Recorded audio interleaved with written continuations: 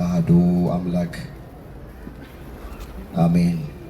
በዚህ የቅድስና ስፍራ ላይ ቃሉን ለመስማት ቅዱስ ሚካኤልን ለመማፀን ከሩቅም ከቅርብም የተሰበሰባችሁ አባቶች፣ እናቶች፣ እህቶች፣ ወንድሞች፣ ሕፃናትን ጨምሮ በእግዚአብሔር ሰላምታ እንደምን አመሻችሁ።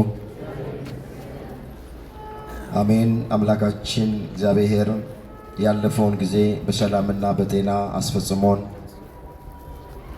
በእድሜያችን ላይ ይህችን ቀን ተጨማሪ አድርጎልን ቃሉ በሚነገርበት ስፍራ ላይ የሰበሰበን የአባቶቻችን አምላክ የእኛም አምላክ እግዚአብሔር ስለማይነገር ስጦታው ቅዱስ ጳውሎስ እንደተናገረ ክብርና ምስጋና ይግባው።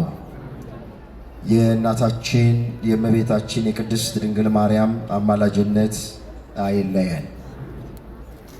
አምላካችን እግዚአብሔር ከመላኩ ከቅዱስ ሚካኤል ረድኤትና በረከት ሁሉ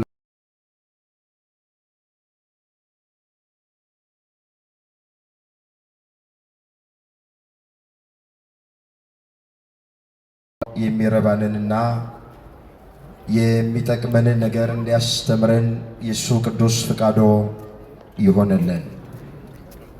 እንኳን አደረሳችሁ።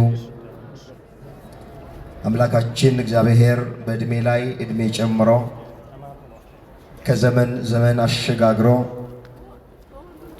ለመላእክት አለቃ ለቅዱስ ሚካኤል ዓመታዊ ክብረ በዓል ሁላችንንም ስላደረሰን ወንዶች በጭብጨባ ሴቶች በእልልታ የረዳንን እግዚአብሔር እዚህ ያደረሰንን እግዚአብሔር ከፍ አድርጋችሁ ከልባችሁ አመስግኑ። እዚህ መድረስ ቀላል አይደለም። የዛሬ ዓመት ይሄንን በዓል ከኛ ጋር አክብረው ዛሬ በመካከላችን የሌሉ ብዙ ሰዎች አሉ። ከአባቶቻችን መካከል ሊሆን ይችላል፣ ከእናቶቻችን እና ከወንድሞች ከእህቶች መካከል ሊሆን ይችላል። ሰኔ ሚካኤልን ከኛ ጋር አክብረው ዛሬ ግን የሌለዋል። እኔና እናንተ ከነሱ የተሻለ ጽድቅ ስለሰራን አይደለም እዚህ የደረስነው፣ በእግዚአብሔር ቸርነት ነው የደረስነው። አይደለም ዓመት ቆይተው መገናኘት ይቅርና ዛሬ ጠዋት ያየነውን ሰው ከሰዓት ለማየት እየተቸገረን ነው። ዘመናችን አጭር ሆኗል። ስለዚህ እግዚአብሔር ኃጢአታችንን፣ በደላችንን፣ ድካማችንን ሳይመለከት በቸርነቱ ለዚህ ቀን፣ ለዚህ ሰዓት፣ ለዚህ ዕለት ስላደረሰን ከልባችሁ ሆናችሁ አመስግኑት። እግዚአብሔር ከልባችሁ ሆናችሁ አመስግኑት። እግዚአብሔር የተመሰገነ ይሆን። ወደ ዕለቱ የወንጌል አገልግሎት ወደ ትምህርታችን እንሄዳለን። ሁላችን ባለንበት ስፍራ ላይ ቃሉን ለመስማት ራሳችንን እናዘጋጃለን። እኔን እንደቆምኩ እናንተ እንደተቀመጣችሁ እግዚአብሔር የቃሉን ደጅ ከፍቶ ሁላችንን እንዲያስተምረን የእሱ ቅዱስ ፍቃዶ ይሆነልን።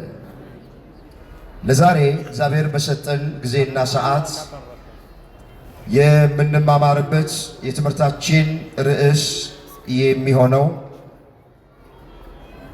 ከክፉ ነገር ሁሉ ያዳነኝ መልአክ የሚል ይሆናል። ይህንን በርዕስነት ያነሳነውን ኃይለ ቃል በመጽሐፍ ቅዱሳችን ላይ ተመዝግቦ የምናገኘው በኦሪት ዘፍጥረት በምዕራፍ 48 ቁጥር 16 ላይ ነው።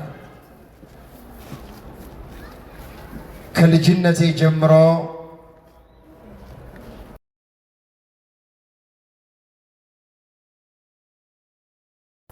ከክፉ ነገር ሁሉ ያዳነኝ መልአክ እነዚህን ብላቴኖች ይባርክ ይላል ቃል። በርዕስነት ያነሳነውን ኃይለ ቃል በዚህ ስፍራ ላይ የተናገረው ያዕቆብ ተብሎ የሚጠራ አንድ ሰው የተናገረው ቃል የዮሴፍን ልጆች ኤፍሬምና ምናሴን ሊባርክ ባለ ሰዓት በርሽነት ያነሳነውን ኃይለ ቃል ተናግሮታል።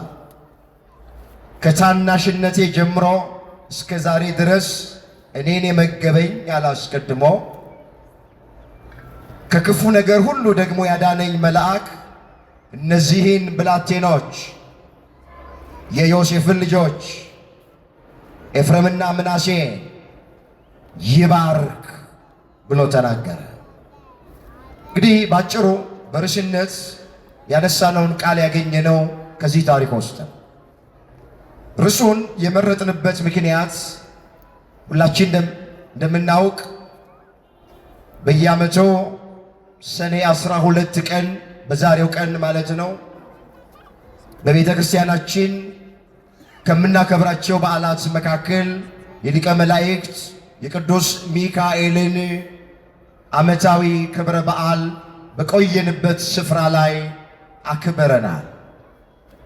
ስለዚህ ዕለቱን፣ ወቅቱን፣ ጊዜውን የዋጀ ትምህርት መማር እንድንችል ይህን ርዕስ መርጠነዋል። ሁላችን እንደምናውቅ የቤተ ክርስቲያናችን ትምህርት ወቅትን፣ ጊዜን የዋጀ ሐዋርያው ቅዱስ ጳውሎስም ሲናገር ዘመኑን እየዋጃችሁ በውጪ ባሉት ዘንድ በጥበብ ተመላለሱ፣ ለእያንዳንዱ እንዴት እንደምትመልሱ እንደሚገባችሁ ታውቁ ዘንድ ንግግራችሁ ሁል ጊዜ በጨው እንደተቀመመ በጸጋ ይሁን ብሎ ተናግረዋል።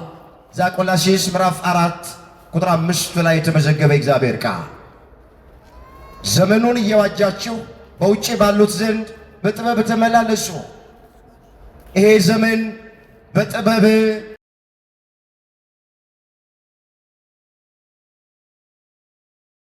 ምሳሌው የሚደርስበት የመጨረሻ ዘመን ዋዜማ ላይ ነው ያለ። በየፌርማታ በየቢሮአችን ውስጥ በጎረቤት ስለ ሃይማኖታችን ጥያቄ ያለብን በቅዱሳን መላእክት ዙሪያ፣ በድንግል ማርያም ዙሪያ፣ በታቦቱ ዙሪያ፣ በጾሙ ዙሪያ፣ በነገረ ክርስቶስ ዙሪያ ብዙ ጥያቄ ያለብን። ስለዚህ ስር ሰደን በሃይማኖት መታነጽ እንድንችል ለምንጠየቀው ጥያቄ መልስ ለመስጠት ዘወትር የተዘጋጀን እንድንሆን ቀኑም ስለገጠመ በነገረ መላእክት ዙሪያ ለዛሬ እንማማራለን። የአባቶቻችን አምላክ እግዚአብሔር የቃሉን ደጅ ለሁላችንም በቸርነቱ ይክፈትልን። እስኪ አንድ ጊዜ በርዕስነት ያነሳነውን ኃይለ ቃል በህብረት ለመናገር ሁላችንም ራሳችንን እናዘጋጅ። እኔ ከተናገርኩ በኋላ ድምፃችሁን አሰምታችሁ ከኔ ቀጥላችሁ ሁላችሁም ተናገሩ። ከክፉ ነገር ሁሉ በሉ እስኪ ያዳነኝ መልአክ ቅዱስ ሚካኤል ከክፉ ነገር ሁሉ ያድነ። በዚህ ርዕስ ውስጥ ሶስት ነገሮችን ባጭሩ አያል። በመጀመሪያ ስለ መላእክት ስለምንማር የመላእክት ተፈጥሮ እንዴት እንደሆነ ባጭሩ እናያል። በሁለተኛ ደረጃ በመጽሐፍ ቅዱስ የመላእክት አገልግሎት ምንድነው የሚለውን አያል። ሶስተኛና የመጨረሻ ዛሬ ቅዱስ ሚካኤል ምን ያደረገበት ቀን ነው የሚለውን በጣም ባጭሩ ጠቁሚያችሁ ትምህርታችንን እንቋጨዋል። ቆሞ ለመናገር ቁጭ ብሎም ለማድመጥ ጥበብ ከእግዚአብሔር ሲሰጥ ብቻ ነውና ለኔ ለባሪያው ተናጋሪ የሆነ አንደበትን ለእናንተም ለሰሚዎቹ አስተዋይ የሆነ ልቡናን ቸሩ አምላካችን እግዚአብሔር ለሁላችንም በቸርነቱ ያድለን። ከክፉ ነገር ሁሉ ያዳነኝ መልአክ። ርዕሳችን ይሄ። ስለ ተፈጥሯቸው ከማየታችን በፊት የቅዱስ ሚካኤል ዓመታዊ ክብረ በዓል ስለሆነ ሚካኤል ማን ነው የሚለውን አባቶቻችን ብዙ ጊዜ የሚነግሩንን ጥቂት ነገር ተመልክቼ ወደ መፈልገው ነገር አልፋል። የስሙ ትርጉም ሚካኤል ማለት መኑ ከመኤል፣ መኑ ከመ እግዚአብሔር፣ መኑ ከመ አምላክ ማለት። ሚካኤል ማለት እንደ እግዚአብሔር ያለ ማንም የለም ማለት።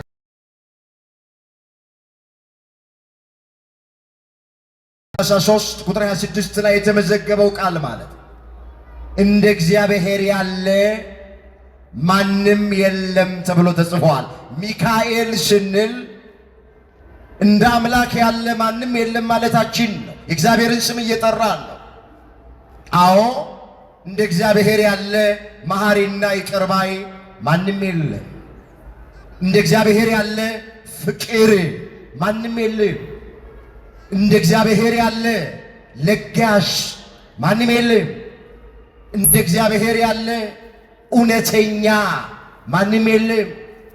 እንደ እግዚአብሔር ያለ እንባን የሚያብስ እንቆቅልሽን የሚፈታ ታሪክ የሚቀይር ነገር የሚገለብጥ ተራራ እንደ ዳላ ሜዳ የሚያደርግ ባህር እየከፈለ በደረቅ የሚያሻግር የአናብስቱን አፍ የሚዘጋ ከነደደ እሳት ከተቃጣ መዓት የሚያድን እንደ አምላካችን እንደ እግዚአብሔር ያለ ማንም የለም። ሚካኤል ስንል ይሄን ሁሉ ይጠቀልላል።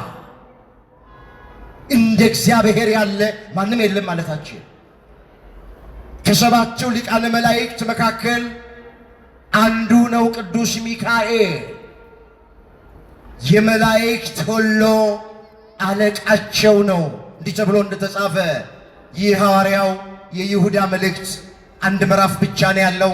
ቁጥር 9 ላይ የመላእክት አለቃ ሚካኤል ይለዋል ይሄ ሐዋርያ። ስለዚህ ቅዱስ ሚካኤል ባጭሩ ይሄ ነው። ትንሽ ፈጠን እላለሁ ጊዜ ለመጠቀም ልትከታተሉኝ በእግዚአብሔር ፍቅር ጠይቃችኋል። እስኪ ወደ አንደኛው ሐሳብ ጋር ልምጣ። የመላእክት ተፈጥሮ እንዴት ነው የሚለውን እንይዝ። እንግዲህ ብዙ ጊዜ እንደምንማማር መላእክትን በዕለተ እሁድ አምላካችን እግዚአብሔር ካለመኖር ወደ መኖር አምጥቷቸዋል። ከእሳትና ከንፋስ ተፈጠሩ ሲባል እንሰማል።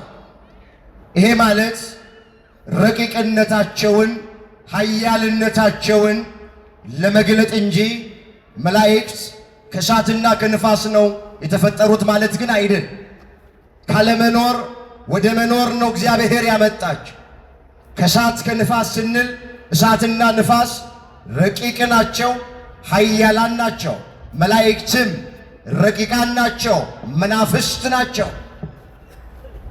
ተፈጥሯቸውን ለመግለጥ ነው ከእሳትና ከንፋስ ተፈጠሩ የምንለው።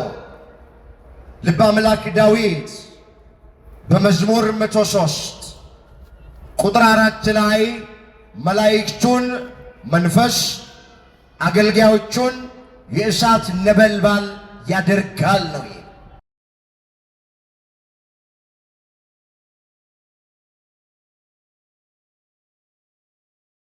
አይወልዱም፣ ጾታ የላቸውም፣ አይበሉም፣ አይጠጡም፣ አይሞቱም፣ አያንቀላፉም። ለመላእክት ይሄ አይነገርላቸው። ጾታ የላቸውም መላእክት፣ ወንድ ሴት ተብለው አይጠሩ። አይበሉም፣ አይጠጡም፣ አያገቡም፣ አይወልዱም፣ አይዋለዱም። ቁጥራቸው እልፍ አይላፍ ወትእልፊት አይላፋት ነው። በአንዱ መልአክ ሌላ መልአክ ማለፍ ይችላል ከረቂቅነታቸው የተነሳ። ቅዱስ ሚካኤል በቅዱስ ገብርኤል ውስጥ ማረፍ ይችላል። ረቂቃን ናቸው በጣም።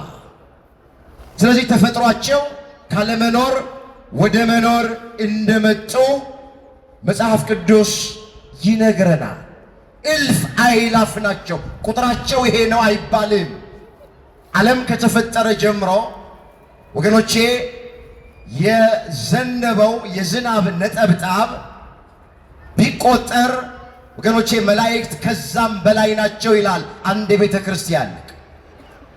ዓለም ከተፈጠረ ጀምሮ እስከ ዛሬ ድረስ የዘነበው የዝናብ ነጠብጣብ ወገኖቼ መላእክት ከዚያም ቁጥር በላይ ናቸው። ባጭሩ የመላእክት ተፈጥሮ ይህንን ይመስላል። ወደ ሁለተኛው ሐሳብ እንሄድ። ወደ ኋላ ትንሽ ያዝ የሚያደርገን ነገር ስላለ በፍጥነት ለማየት ሞክራል። ሁለተኛ የመላእክት አገልግሎት ምንድነው የሚለውን እንመልከት እስኪ። በሰማይ አገልግሎታቸው ምንድነው? በምድርስ የሚለውን ለይተን እናየዋል። በሰማይ የቅዱሳን መላእክት አገልግሎት ያለ ማቋረጥ እግዚአብሔርን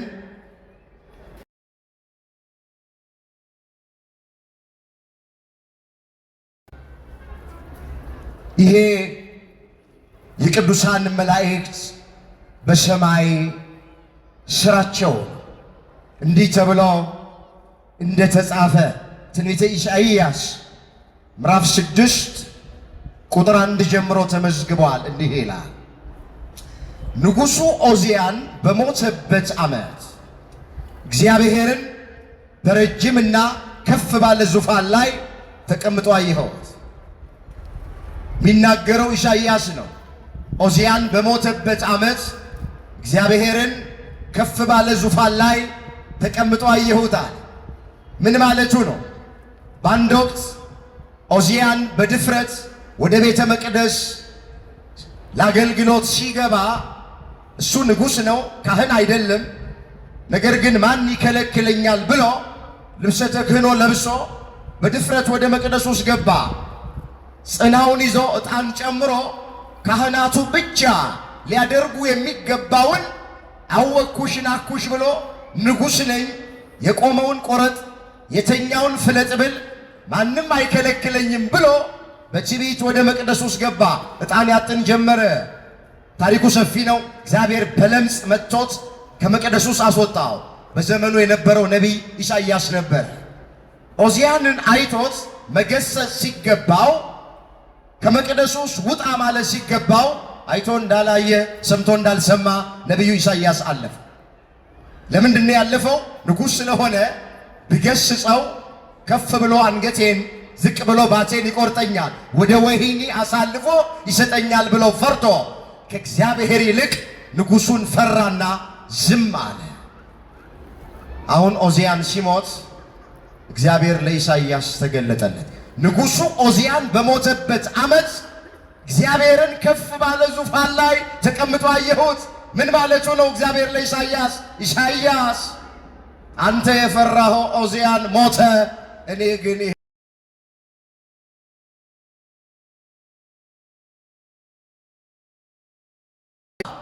ፈርተኸው ዝም ያልከው ዖዝያን ሞተ፣ እኔ ግን ይኸው ሕያው ነኝ፣ መጀመሪያ የሌለኝ መጀመሪያ፣ መጨረሻ የሌለኝ መጨረሻ፣ አልፋና ኦሜጋ ነኝ ብሎ ሲለው ዖዝያን በሞተበት ዓመት እግዚአብሔር ለኢሳይያስ ከፍ ባለ ዙፋን ላይ ተገለጠ።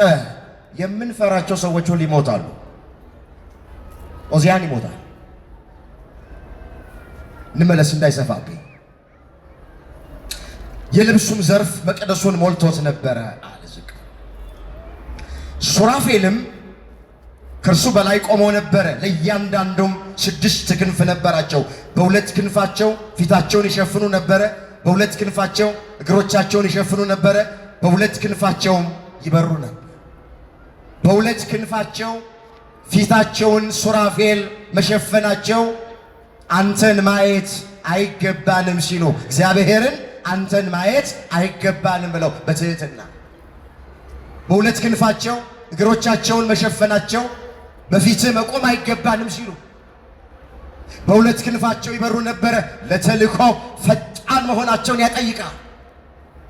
እንዲህ ይሉ ነበር እየተቀባበሉ ቅዱስ ቅዱስ የሰራዊት ጌታ እግዚአብሔር ምድር ሁሉ ከክብሩ ተሞልታለች እያሉ ይጮሁ ነበር፣ ያመሰግኑ ነበር።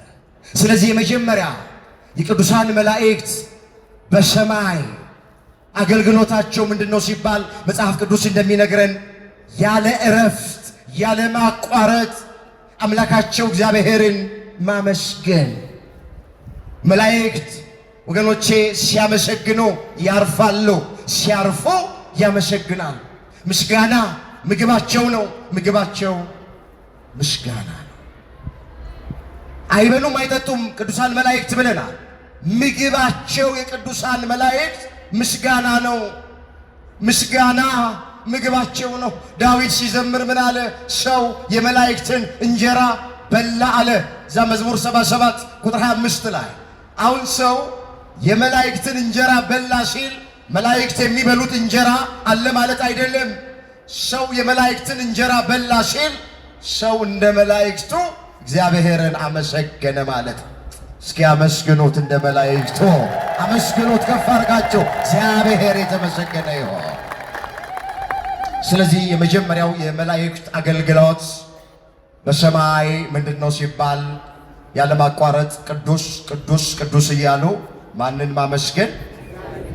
እግዚአብሔርን። ወገኖቼ እግረ መንገድ ይሄ የመላእክቱ ምስጋና በኢትዮጵያ ኦርቶዶክሳዊት ተዋሕዶ ቤተክርስቲያን ብቻ ነው ያለው። ቤተክርስቲያን በቅዳሴ መካከል በኪዳኑ ላይ በሰዓታቱ ላይ እግዚአብሔርን ስታመሰግን ቅዱስ ቅዱስ ቅዱስ እያለች ታመሰግናለች። ሶስት መሆኑ ሥላሴ በስም በአካል በግብር ሶስት የመሆናቸው ምሳሌ፣ ቃሉ አለመለወጡ ቅዱስ ቅዱስ ቅዱስ ቃሉ አለመለወጡ ደግሞ ምንም ሥላሴ በስም በአካል በግብር ሶስት ቢሆኑ በባህሪ በህልውና ዓለምን በመፍጠር ዓለምን በማሳለፍ አንድ የመሆናቸው ምስጢር። ስለዚህ ኦርቶዶክሳዊ ተዋሕዶ ቤተክርስቲያን እግዚአብሔርን የምታመሰግነው በመላእክቱ ምስጋና ነው። ምን እያለች? ቅዱስ ቅዱስ ቅዱስ እያለች ታመሰግናለች። ይሄ ምስጋና ያለው ቤተ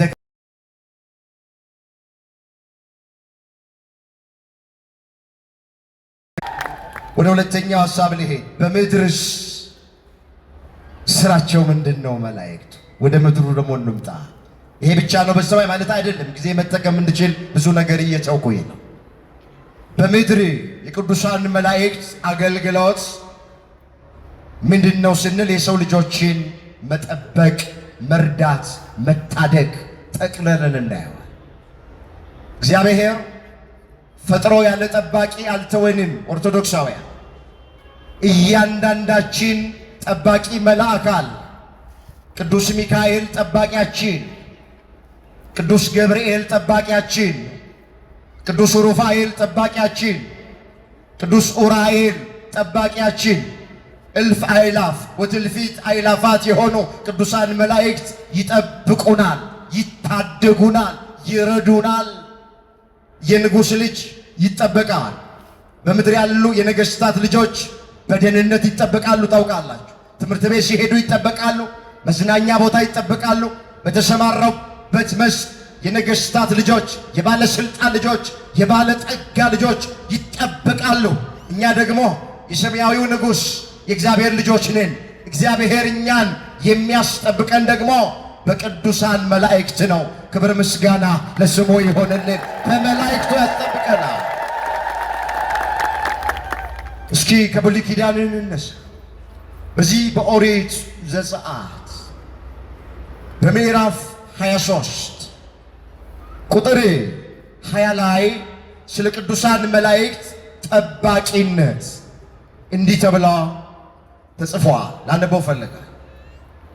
በመንገድህ ይጠብቅ ዘንድ በምንህ ምን ይልህ ዘንድ ይጠብቅ ዘንድ ወዳዘጋጀው ስፍራ ያገባ ዘንድ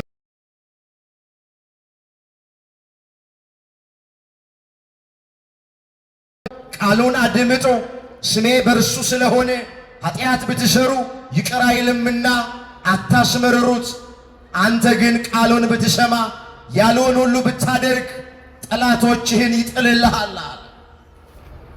ለጊዜው ይሄ ቃል ለሊቀ ነቢያት ለሙሴ የተነገረ ቃል፣ ለሕዝበ ለእስራኤል ዘሥጋ የተነገረ ቃል በመንገድ ሁሉ ይጠብቅ ዘንድ ከግብፅ የባርነት ቤት ወጥተው ማርና ወተት ወደምታፈስ ወደ ምድረ ርስት ወደ ከነዓን ሲጓዙ በራፊዲም ምድረ በዳ በሲና በረሃ በቃዴስ በርኔ የነፃነት ጉዞ ሲጓዙ በመንገድ ይጠብቅ ዘንድ ወዳዘጋጀውት ስፍራ ለእስራኤል የተዘጋጀው ስፍራ ማርና ወተት የምታፈስ ምድረ ርስት ከነዓን ናት። ወደዛ ትገቡ ዘንድ መልአኬን በፊት እሰዳለሁ፣ መልአኬን በፊት እልካለዋል። መጋቢ ብሉይ ተብሎ የሚጠራ የመላእክት አለቃ ቅዱስ ሚካኤልን እልካለሁ፣ በፊቱ ተጠንቀቁዋል። በፊቱ ምን በሉ አልኳቸው? በፊቱ ተጠንቀቁ፣ ቃሉንም አድምጡ። ስሜ በእርሱ ስለሆነ ኃጢአት ብትሰሩ ይቅር አይልም አለ። አዎ ስሜ በእርሱ ስለሆነ አለ እግዚአብሔር። የእግዚአብሔር ስም ያለው መላእክቱ ላይ ነው። ሚካኤል ስንል ኤል የሚለው ስም እግዚአብሔር ነው። ገብርኤል ስንል ኤል የሚለው ስም እግዚአብሔር ነው። ሩፋኤል ስንል ኤል የሚለው ስም እግዚአብሔር ነው። ስሜ በእርሱ ስለሆነ አዎ አታስመርሩት፣ አታስቆጡት፣ ኃጢአት ብታደርጉ ይቅር አይላችሁምና አለ። ስለዚህ የመጀመሪያ በምድር የቅዱሳን መላእክት ስራቸው አገልግሎታቸው ምንድነው ስንል የሰው ልጆችን መጠበቅ ነው። ቅዱስ ሚካኤል ሁላችን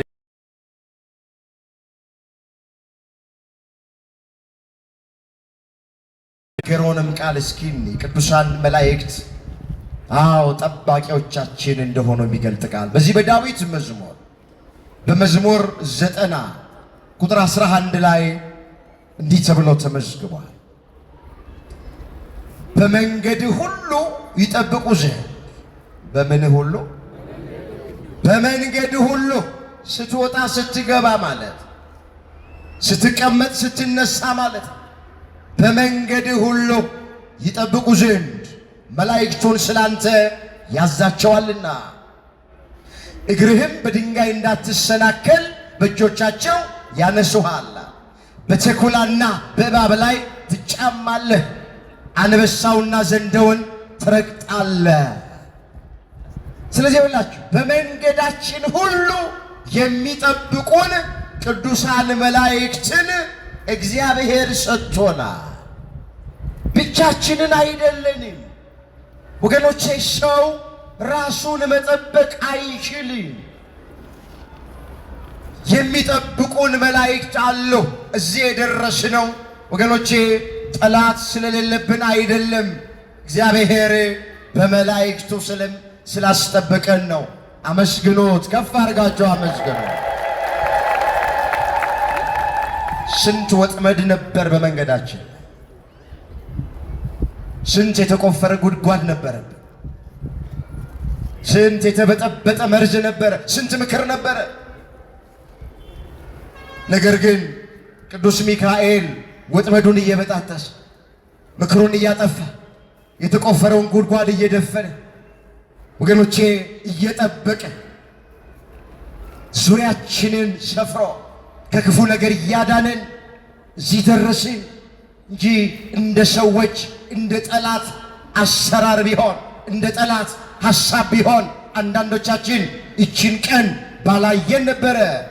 ነገር ግን በቅዱሳን መላእክት እግዚአብሔር እያስጠበቀን እዚህ ደረስን። ምን አለ ዳዊት በሌላ ስፍራ በዚህ በዳዊት መዝሙር በመዝሙር 33 ቁጥር 7 ጀምሮ የተመዘገበ ቃል የእግዚአብሔር መልአክ አለ በሚፈሩት ሰዎች ዙሪያ ይሰፍራል ያድናቸውማል።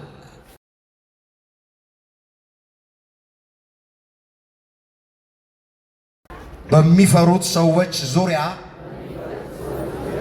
ይሰፍራል ያድናቸውማል። ምን ይላቸዋል? መላእክት ያድናሉ አያድኑ? አቤት! የምታምኑ ሰዎች ድምፃችሁን ከፍ አድርጉና እስኪ መስክሩ። ቅዱሳን መላእክት ያድናሉ አያድኑ? አመስግኑ። ያድናሉ፣ ያድናሉ። አንዳንድ ከኛ ቤተ እምነት ውጭ ያሉ ወንድሞች እናቶች መላእክት ያድናሉ ብለን ስንናገር እንዴ እነዚህ ኦርቶዶክሳውያን ደግሞ አበዙት፣ ማዳን የእግዚአብሔር ነው፣ እንዴት ነው መላእክት የሚያድኑት ብለው ይናገራል። ወገኖቼ የእግዚአብሔር ማዳንና የመላእክቱ ማዳን የሰማይና የምድር ያክል ልዩነት አለ። በደንብ አድርጋችሁ እንድትሰሙ እንፈልጋለን።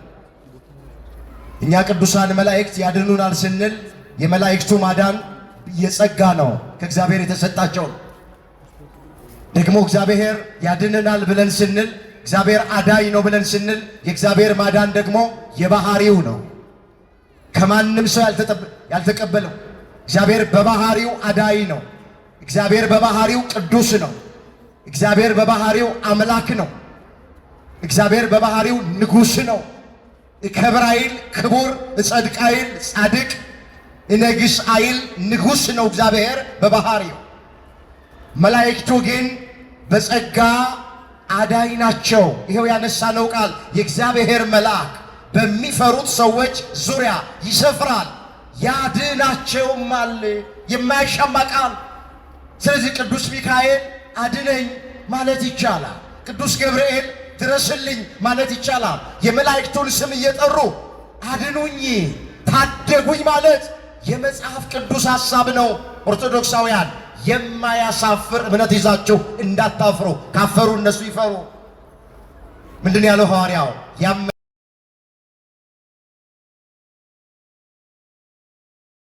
አንድ ቁጥር 12 ላይ እስኪ ቃሉን አብረን እንበለው። ያመንኩትን በሉ እስኪ አውቀዋለሁና አላፍርበትም። ምን አልልበትም?